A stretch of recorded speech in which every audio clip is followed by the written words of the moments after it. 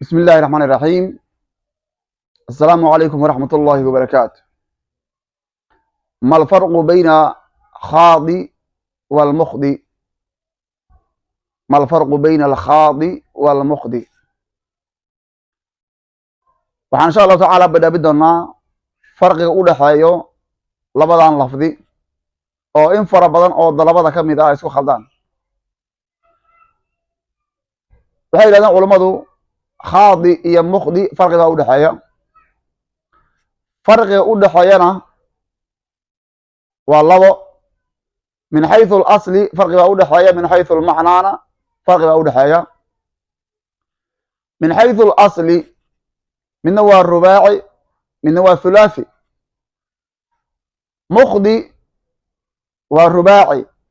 mukhdi wuxuu ka imaaday akhda'a ayaa laga keenay, akhda'a mukhdi. khadi'a wuxuu ku imaanayaa khaadi ayuu ku imaanayaa, waa hulaathi isagana. khadi'a waa hulaathi, wuxuu ku imaanaya maxay? khaadi ayuu ku imaanaya. xagga asalka marka farqigabaa u dhexeeyo. mukhdi waa rubaaci, akhda ayuu ka imaaday. khadi'ana waa ujeeda waa hulaathi. khadi'ana waa hulaathi, khaadi ayuu ku imaanaya. farqiga labaad ee u dhexeeya khadi'a iyo mukhdi, khadi'a waa qof dembaabay, dembigana u qasday, waxaa leeyahay khadi'a. khaadi ayuu ku imaanaya. mukhdina waa qof dembaabay, dembigana aan u qasdin.